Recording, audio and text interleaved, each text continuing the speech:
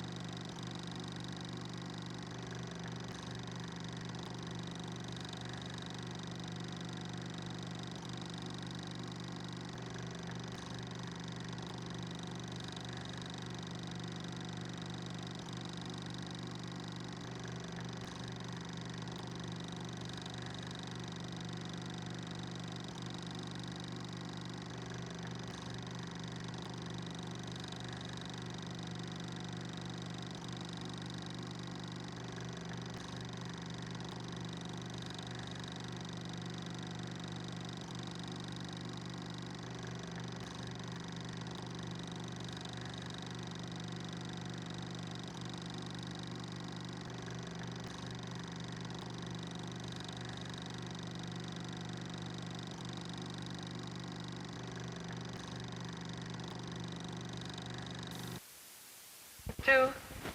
Most of the time, I think so. Well, what do you know?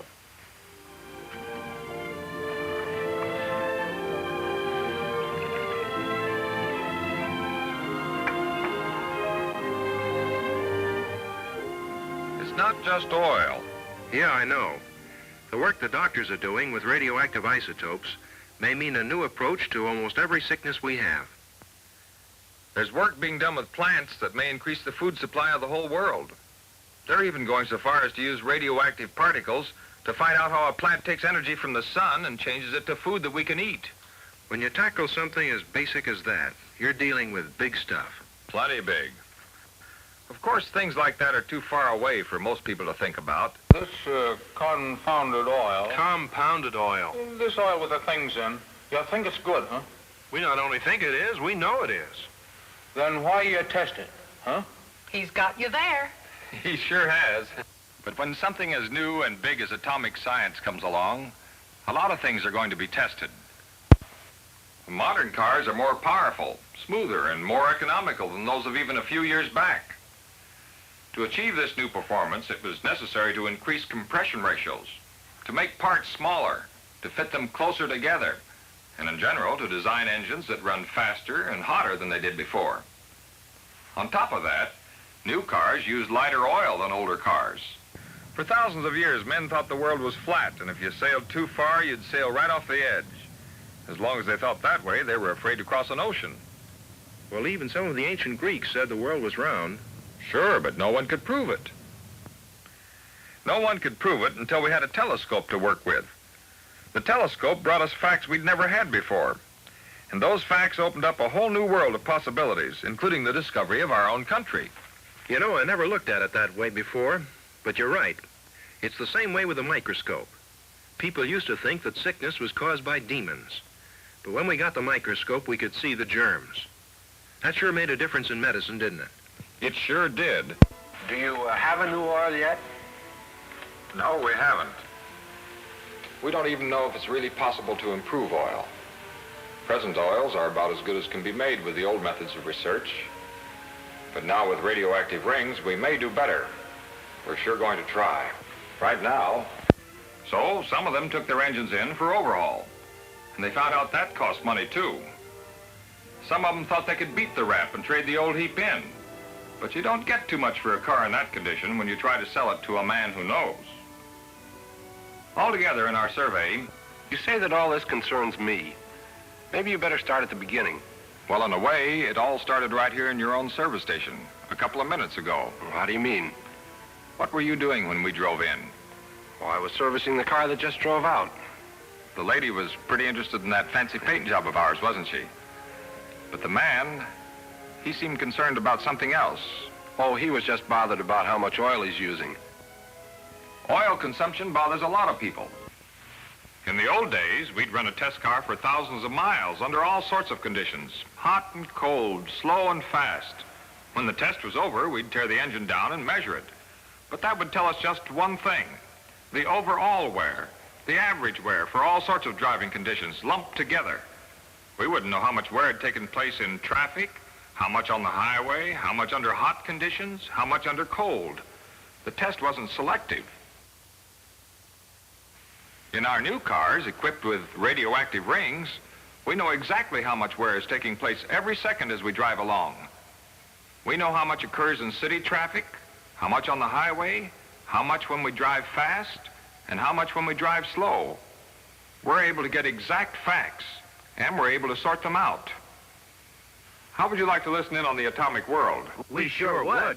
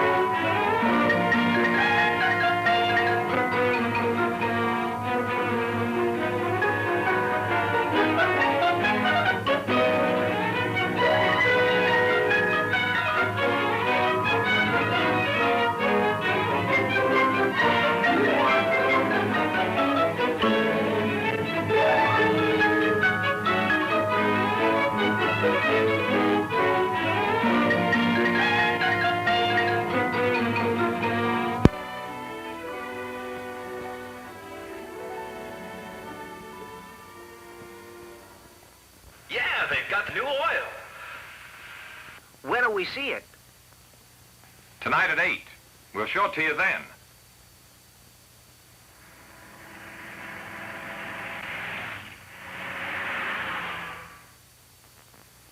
Bob and I promised to show you the first oil developed through the aid of atomic science. We're here to keep that promise. As we can't take you through our laboratories, we've brought 4 demonstrations with us.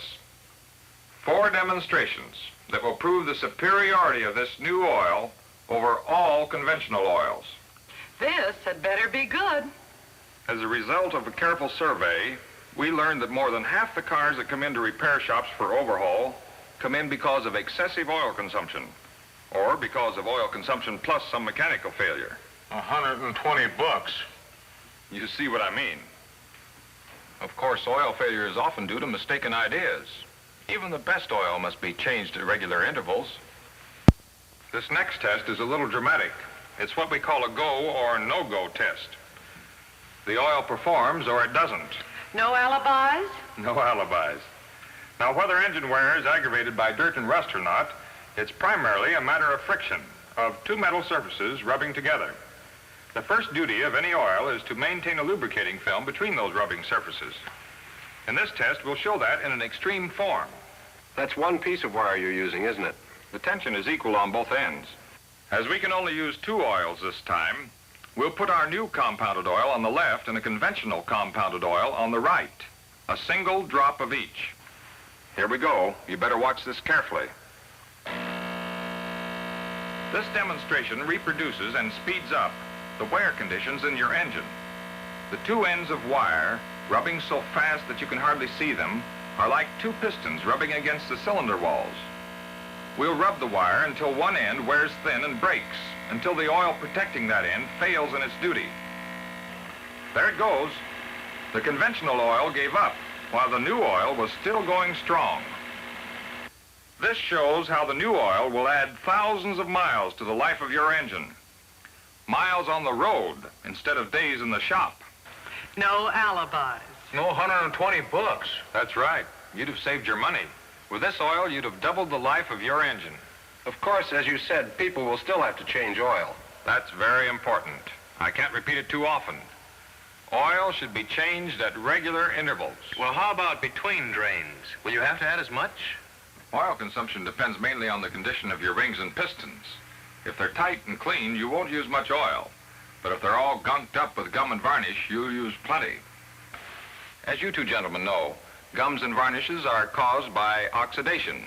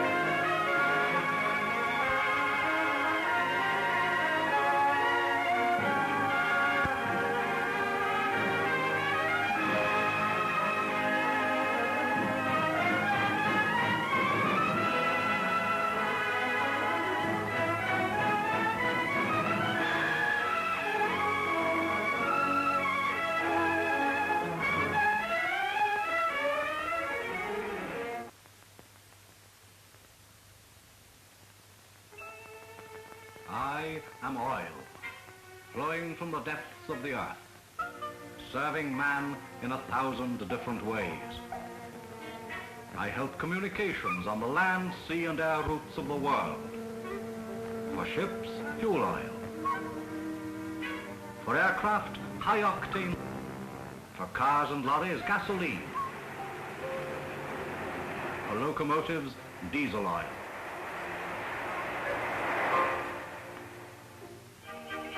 I am all around you, in the surface of your roads, in the polish upon your floors, in the paints upon your walls, in the protection of your roofs, in the warmth of your homes.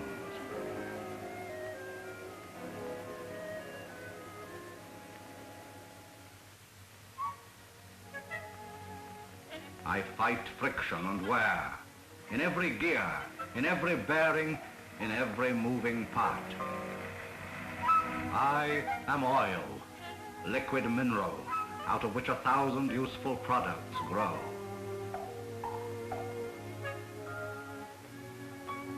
Listen to my story, the story of my origin, and of how men carry on the never-ending search to find me. Well, how about it, Professor? Oh, yes, yes. To understand the theory of how oil is formed, we must know something about the earth in which it is found. Most of us think of the earth as a solid, unchanging mass, but this is not the case. Volcanoes, earthquakes, geysers, and other disturbances prove that powerful forces of heat and pressure are at work within the earth. These internal forces constantly act upon the Earth's outer shell or crust, causing some areas to sink, others to buckle or fold. In fact, it's something like what happens to the skin of a plum as it wrinkles into a prune. While these powerful forces are working from within the Earth, there are also many external forces acting upon the surface of the Earth. Wind, rain, snow, ice, and changes in temperature all combine to wear away the higher places and so to fill up the lower parts. Rivers and streams carry countless tons of loose materials towards the sea. Age after age, layer upon layer, this sediment is built up, and during the process, millions of dying plants and marine animals are buried in the layers or strata.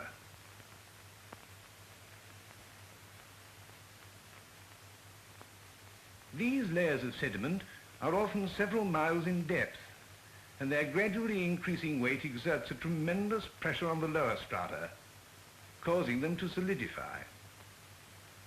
Thus mud becomes shale, sands become sandstone, skeletons of marine animals become limestone.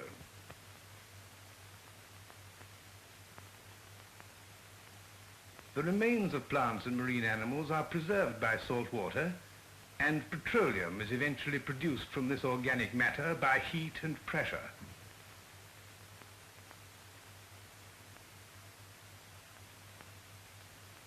Beneath the layers of sediment, the earth shrinks. This causes the layers gradually to wrinkle or fold. During the folding process, the oil and water are squeezed out of the strata in which they are formed and concentrated in the more porous layers. The oil and water separate, and oil forms at the top, since oil is lighter than water. This is a typical oil trap, a dome-like structure or anticline. The salt water has forced the oil to the top. Layers of harder rock above and below prevent the oil from escaping. Now, gas, lightest of all, collects in the upper part of the dome. Another typical oil trap is called a fault. Often the strains set up in the Earth's crust may cause a fracture of the oil-bearing rock. Under tension, one side may slip down along the fault plane. Under compression, one side may be forced up along the fault plane. The oil is trapped by the cap rock above and by a layer of impervious rock at the fault plane. Sometimes oil may seep out of the earth and be found on the surface. These oil seepages may be caused by a number of conditions. For instance, by leakage along a fault plane, by fracturing of the cap rock above the dome, or by erosion of the strata over the oil trap. Oil seepages are rare, and for many years they formed man's only source of oil. But that's another story. Yes, that is another story. It's a story which takes us back about 5,000 years back to ancient Babylon. Here men are dipping torches in cauldrons of heated asphalt. The torches burn with an eerie light, while men bow down in worship. They think the oil is holy, mysterious. It was still mysterious even a century ago, when only the medicine man made anything out of it. Alabama with my banjo on my knee. I'm going to Louisiana, my true love for to see. It rained all night the day I left, weather it was dry. The sun so hot I froze to death, Susanna, don't you cry. Oh, Susanna, oh, don't you cry for me. I've come from Alabama with my banjo on my knee. Oh, Susanna, oh, don't you cry for me. I've come from Alabama with my banjo on my knee. Step right this way, folks. Yes, folks, it's the petroleum panacea. Petra means rock, oleum means oil. That's why we call it rock oil. Guaranteed to cure dandruff, stomachache, fallen arches. Takes the sweet out of your knees. You might even try it on your wagon wheels. And during Step all this right time, way, people folks. used Yes, only the folks, oil it's which the they found on the petroleum surface. panacea. Petra means rock, They knew nothing of the great wealth of oil hidden beneath the surface.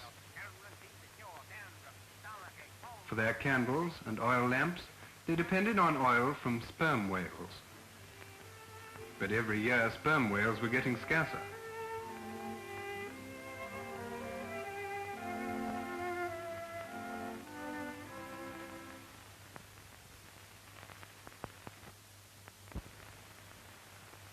Then someone refined a lamp oil. It was made from coal oil and petroleum seepages. Lamp oil proved to be a satisfactory source of light, but as the demand for it increased, the sources of supply decreased. Then one day, a Mr. George Bissell saw a news item about somebody drilling for salt. That gave him an idea. If they could drill for salt, why shouldn't he drill for oil? Bissell's company engaged a Colonel Drake, and they decided to start work near an oil spring at Titusville, Pennsylvania. Drake's job was one that had never been attempted before. He was going to drill for oil without benefit of science and with very crude equipment. Day by day, foot by foot, they forced their crude drill into the ground. And at 69 feet, they struck oil.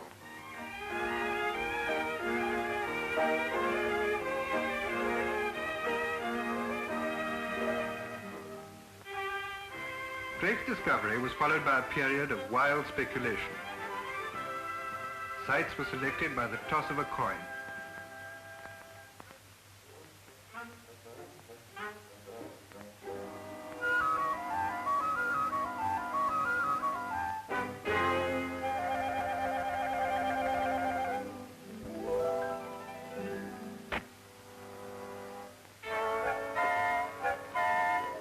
Some people believed they could find oil by using magic twigs or divining rods.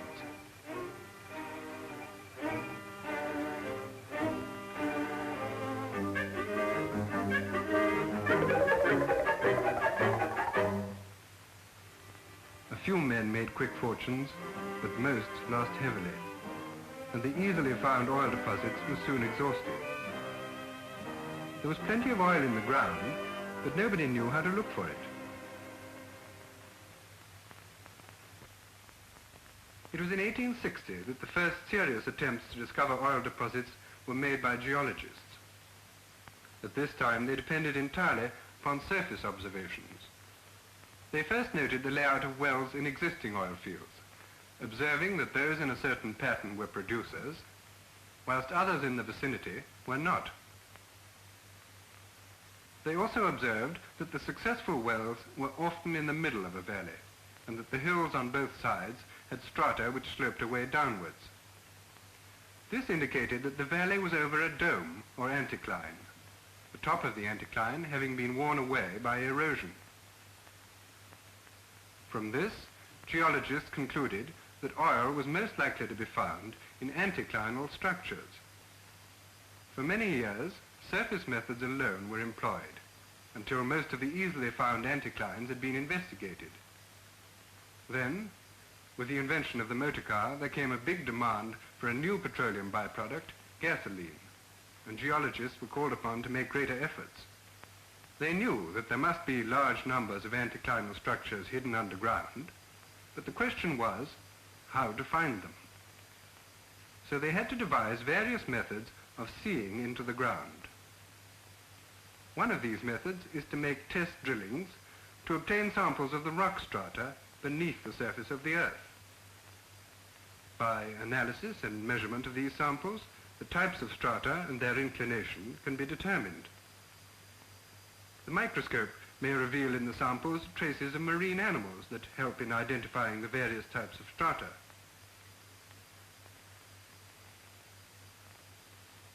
In another method, the principle of magnetism is used. Most rocks contain a proportion of iron compounds which make them magnetic. Magnetic intensities can be measured with a magnetometer.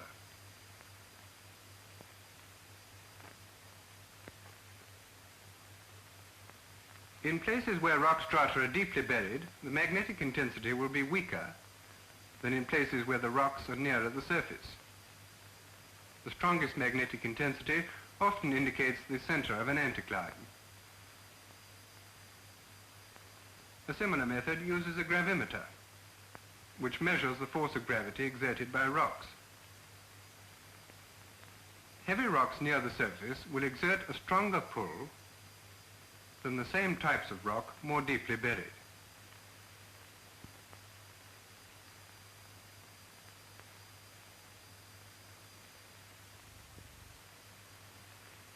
One of the most successful methods uses the principle of sound reflection. Sound is rather like a rubber ball, which rebounds more strongly from, say, a hard tabletop than from a soft pillow. In the same way, sound is reflected better from hard rocks, such as limestone, than from softer rocks, such as shale or sandstone. So, suppose we dig a hole in the ground and at the bottom explode a charge of dynamite.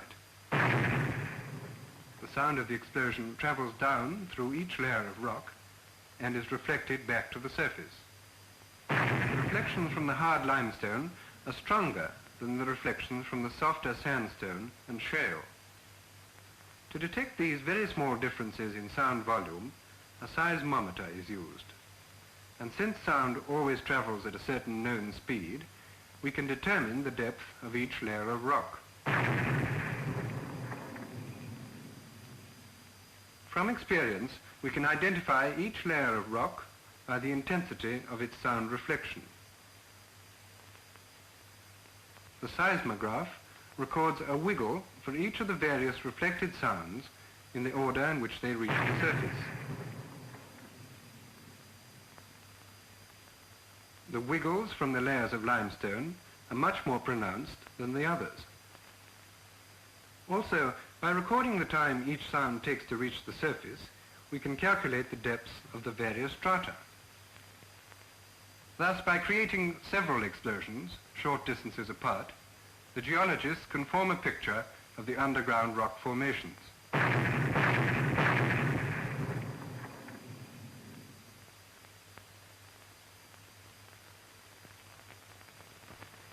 Today, all the resources of science, from soil analysis to aerial survey, help the geologist.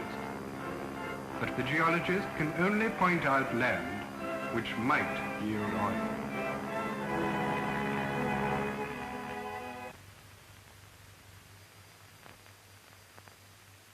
Yes, I am oil.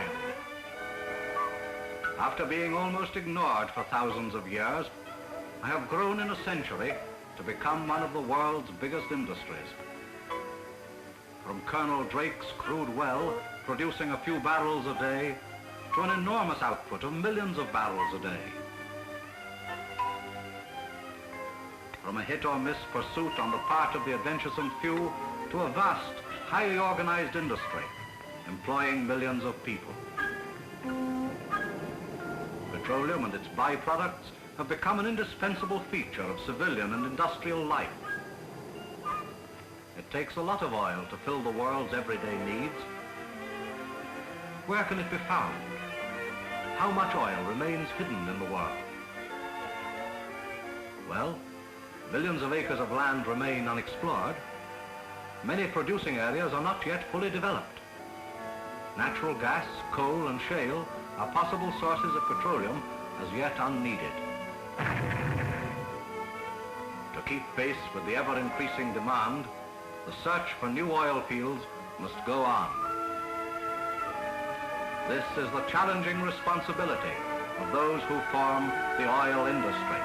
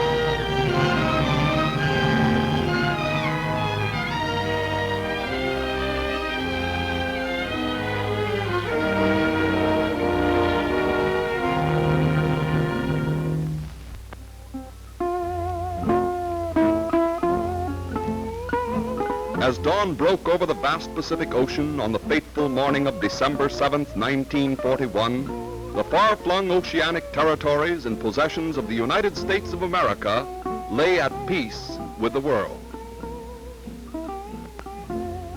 But listen. Suddenly the quiet calm of this peaceful Sunday morning was shattered by the roar of planes. And then, bombs.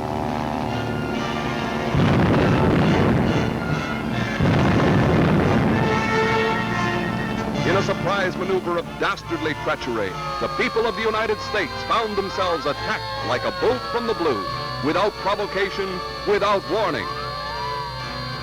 At strategic spots throughout the Pacific, Pearl Harbor, Midway Island, Wake Island, Guam, Manila, British Malaya, and on the high seas, the United States and the British Commonwealth together were stabbed in the back by Japan, treacherous Axis partner of Adolf Hitler. The horrifying news united our nation as one man. Declarations of war were a mere formality. Thousands of furious American men jammed recruiting stations, eager to fight.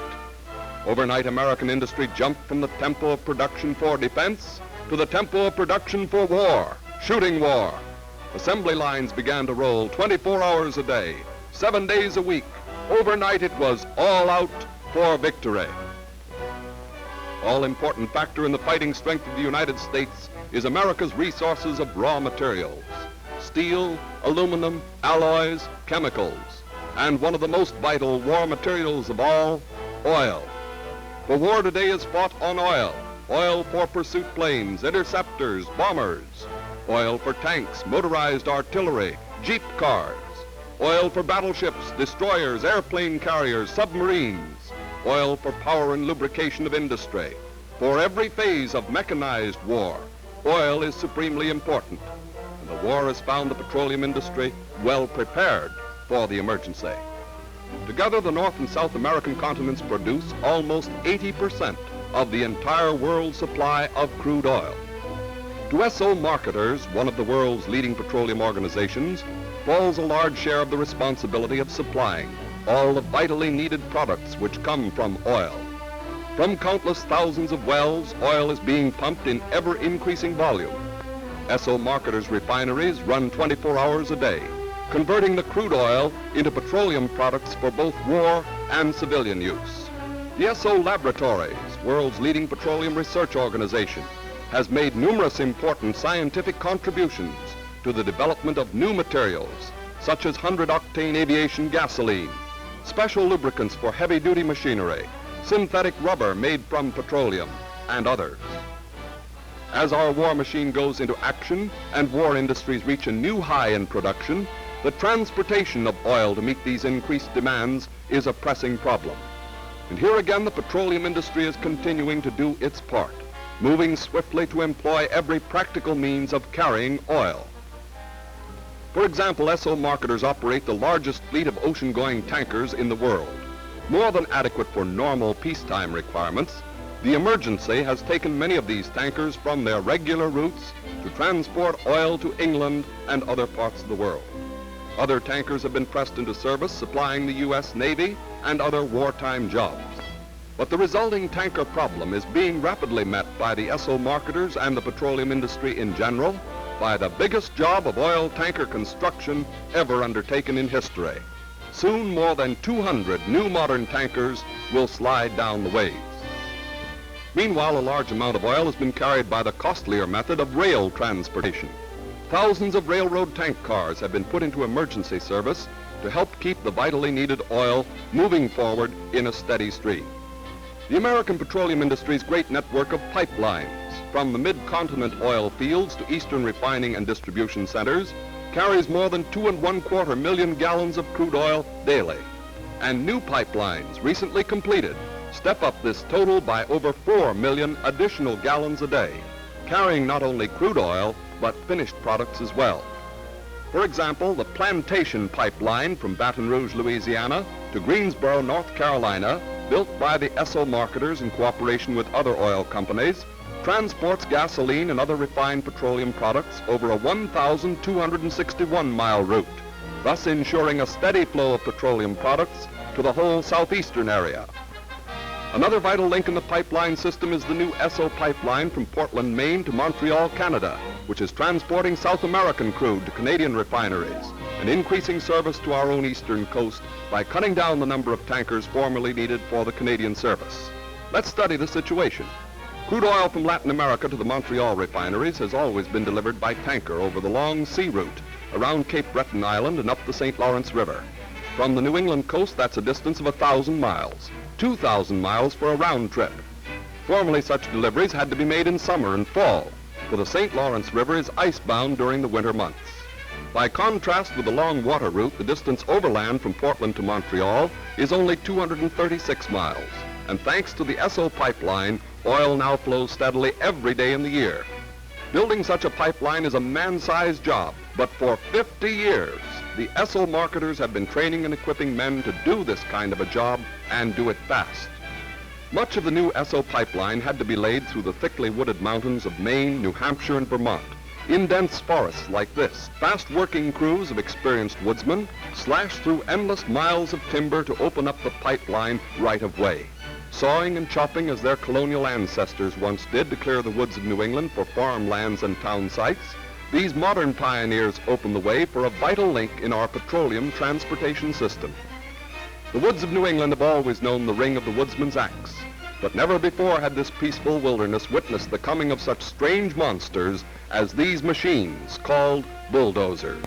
Powered by diesel engines, these crawling juggernauts follow the woodsman, ripping out tree stumps and undergrowth with ease as they clear and smooth a path for the pipeliners to follow.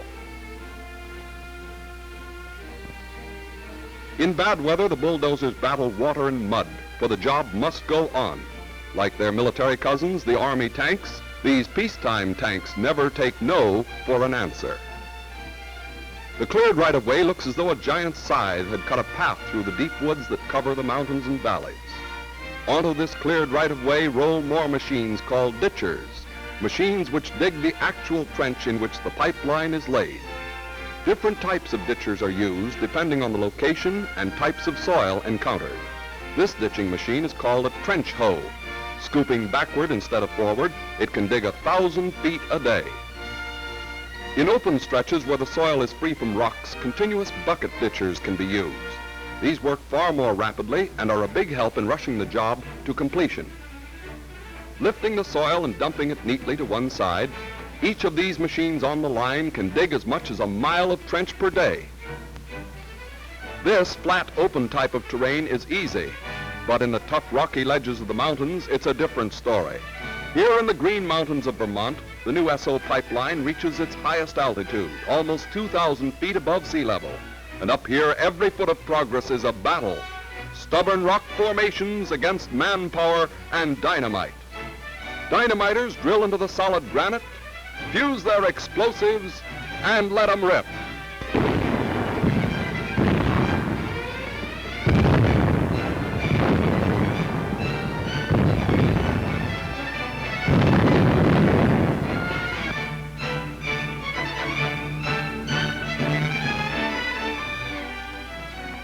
Meanwhile, the pipe itself, 32,000 tons of it, is rushed to every section of the line by railroad and special trucks. Scenes long familiar in the great oil fields of the Southwest seem strange indeed in this picturesque rural Maine countryside. When the pipe has been dumped along the right-of-way, powerful Caterpillar cranes arrive on the scene to string it into place beside the ditch. These machines, called boom cats, handle with ease the 40-foot lengths of seamless steel pipe, each weighing almost a ton. It takes a lot of steel to lay a big 12-inch line like this all the way from Portland, Maine to Montreal, Canada. When this heavy steel pipe must be bent to turn corners or conform to the rise and fall in the ditch, it's the boom cats that do the trick. Caught under a shoe on the side of the machine, the end of the pipe is pulled up until the desired angle is made. It takes tremendous power to bend cold steel like this, and the experienced eye of the foreman enables him to judge accurately the exact angle needed. First clamped into position, the lengths of pipe are temporarily tacked in place by welding. Afterward, expert pipeline welders join them permanently together with a solid bead of steel. The welded joint is stronger than the steel pipe itself. The finished line forms a continuous 12-inch tube of steel, 236 miles long. These crews have seen service in many parts of the world and will be rushed to other important SO pipeline jobs as soon as this line is completed. Sometimes several lengths of pipe are welded together and the entire string bent to proper shape before being lowered into the ditch. This is done where the line crosses a river, and it happens frequently in this famous vacation land, noted for its many beautiful rivers and streams. The pipe is maneuvered into place by two boom cats, and while they hold it in place, welders join it up to the lines already strung up on both banks. Afterward, it can be lowered into the ditch, which has already been blasted in the bed of the river. Construction on many parts of this privately financed $8 million defense project moves forward simultaneously. Here in South Portland Harbor, a dock must be built to unload the tankers, two at a time. Preliminary work includes dredging the harbor bottom to a depth of 35 feet at low tide to accommodate the largest ocean-going tankers, thus saving each tanker an extra 10-day trip over the long sea route to Montreal. Expert divers work on the harbor floor, another of the many skilled and highly specialized professions that enter into the big job of building a pipeline. At high tide, divers must work in almost total darkness, 50 feet below the surface of the water. Their job is to lay the rock foundations for heavy cribs that will support the dock. Materials are lowered to the divers as they work, and it's slow, dangerous work at best, but it's all part of the job. Ashore, giant steel storage tanks will feed the oil into the pipeline. 6 tanks of latest and finest design will hold a total of over 33 million gallons of oil. Sometimes the pipeline must be laid right through city streets, and this is accomplished in quick time by the use of giant high-speed ditchers. This trench is being dug a long way from the front lines of the war, but it's a fighting trench just the same in the battle of transportation. To avoid long interruption of traffic and intersections, the pipe is laid immediately in the trench and quickly covered over. Where the soil has corrosive qualities dangerous to steel, the pipe must be specially treated before being buried. First coated with quick hardening hot asphaltic enamel, it is then wrapped with protective asphalt paper. The finished pipeline will last indefinitely. In fact, some of the first oil pipelines put into operation over half a century ago are still in service today. Oil is pushed through the completed line by powerful pumping stations, spaced 30 miles apart all the way from Portland to Montreal. When the entire line had been welded as we see it here, then lowered into the ditch and covered over, it took several days pumping merely to fill the pipe itself. Now in operation at a flow of 3 miles per hour, as much as 2 million gallons per day flows through this line in a never-ending stream. a shortcut in transportation which means more tankers made available for war use in other parts of the world, and at the same time, better year-round service to our Canadian allies. Oil to fly more bombers and fighting planes to the fighting fronts. Oil to protect the vital seaways over which arms and supplies must go. Oil for all the thousand needs of embattled democracy. Oil for victory.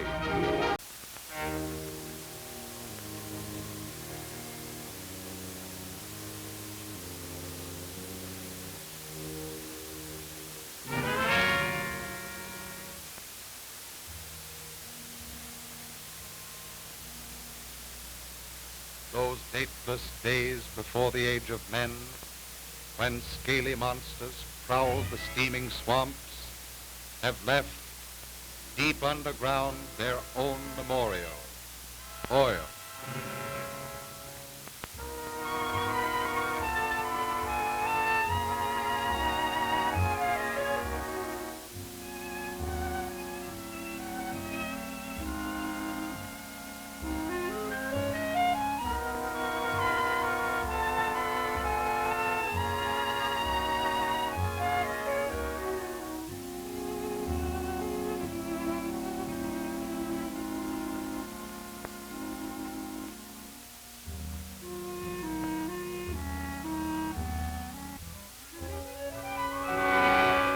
Oil.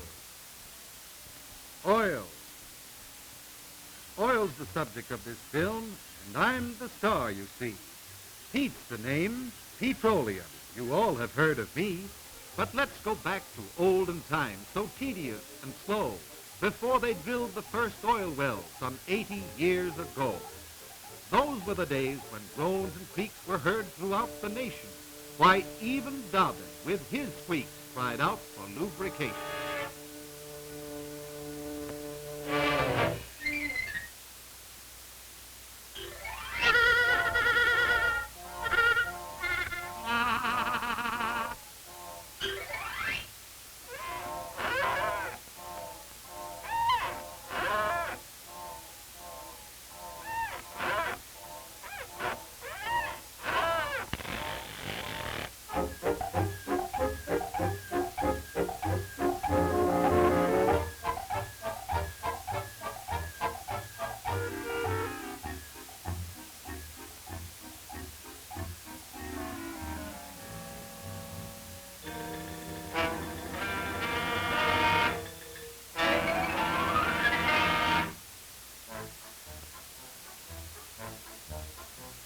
Beware, a horseless buggy comes at 7 miles an hour.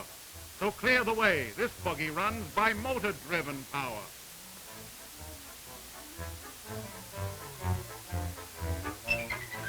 But what is this? The buggy's speed is rapidly decreasing.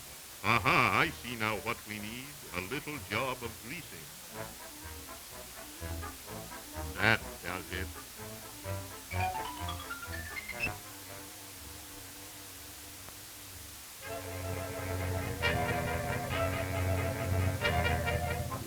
But oil has made some mighty strides in modern transportation. Today, petroleum provides both fuel and lubrication for motor cars and diesel trains and ships that cross the ocean, for motorcycles, buses, planes, all kinds of locomotion.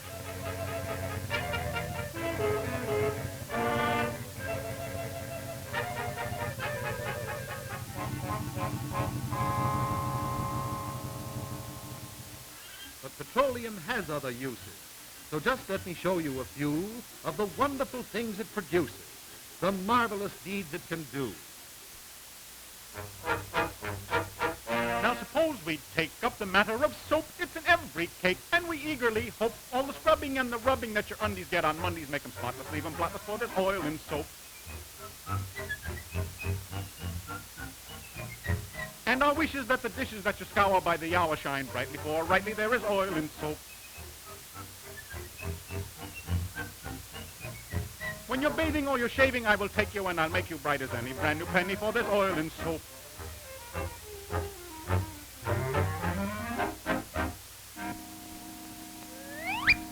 Now here is a bad situation. This watch has had no lubrication for more than a year. and it's really quite clear it needs oil for its smooth operation.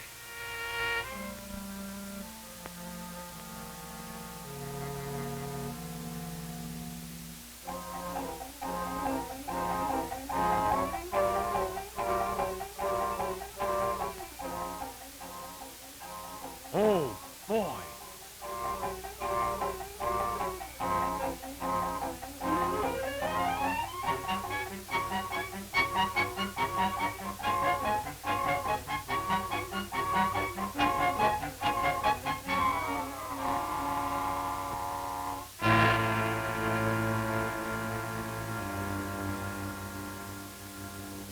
A coating of protective wax will save this apple from attacks by hungry worms and flies and germs, and then this lady can relax. Except that she'd be filled with dread if she but knew a most ill-bred and very smug old doodlebug sits watching her from overhead.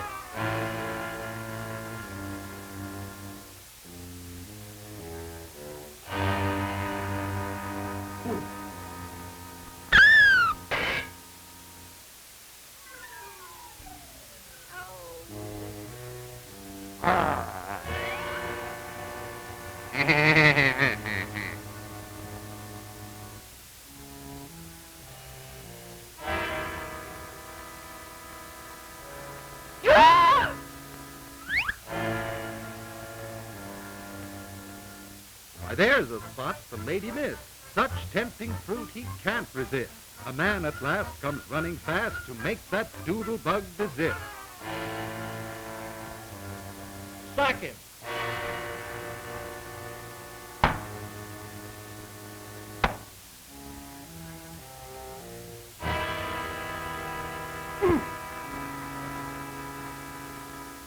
When every other thing he tried, he got some oil insecticide, and with a shrug, that doodlebug curled up all 30 toes and died.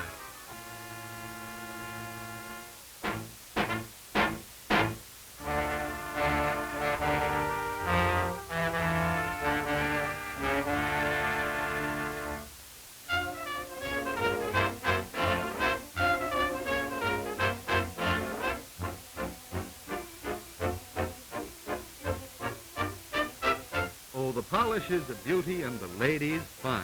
And the motor oil remarked, If she were only mine. for it was running through his mind to ask the lady to be kind to him, and would she look upon him as her Valentine? It's the oil in auto polish makes the finish shine, so don't you toward a lubricating oil incline. He was smooth and most refined to, but the lady just declined to let him think of her a moment as his Valentine. Do you know of oil's connection with this lady's fair complexion?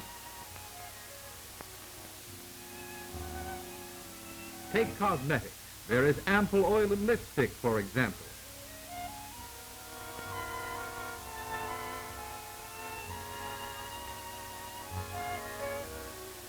Oil in all the suntan lotion that she uses at the ocean.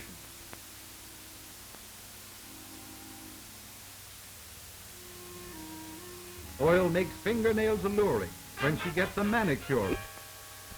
Listen, Pete, this is all very well. Who said that?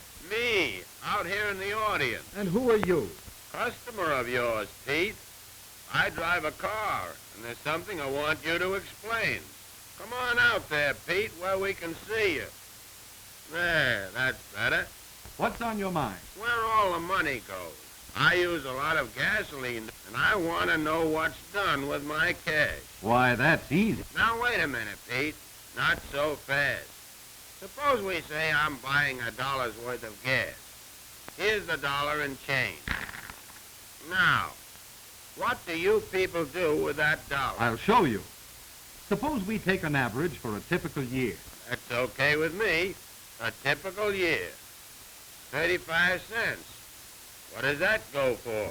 That's for production. Things like oil derricks, refineries, tank cars, pipelines. 10 cents. What's that for? Service stations, where you get your oil and gasoline. Well, that's okay. What's next? Labor, 28 cents. That represents one of the highest wage scales paid in American industry, and there are hundreds of thousands of families depending on that money. There's 27 cents left. That's a lot left over. Where does that go? Don't you know? I don't know. I think there's a catch in this somewhere. There is, and here it comes. Taxes. 25 cents. Ouch! And the last 2 cents represents a typical return to the shareholders on the savings they've invested. After all, they have made the whole industry possible, and where would we be today without oil? We got along all right before oil was discovered. But we've built a whole new world since then. Yes, but just the same. Take it away and let's see what happens. Go ahead, take it away. Back into the earth with you, Pete. Back where you came from, you and all your relations. Into the underground pools again. Go back, go back. We're going. We'll see what it's like without oil.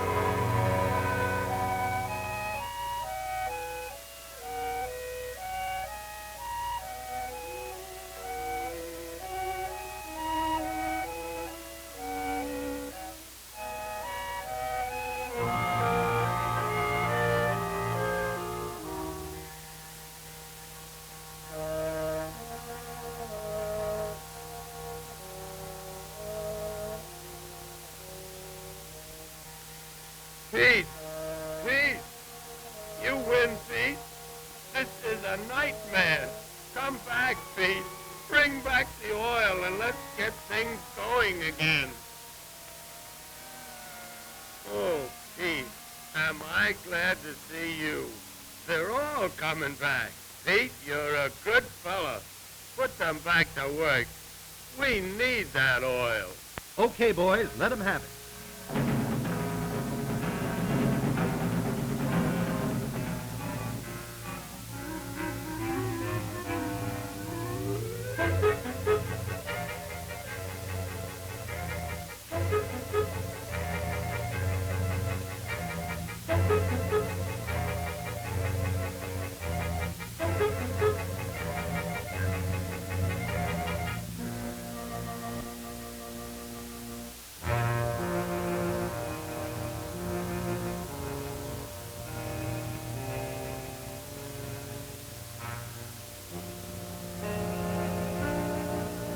Take it away.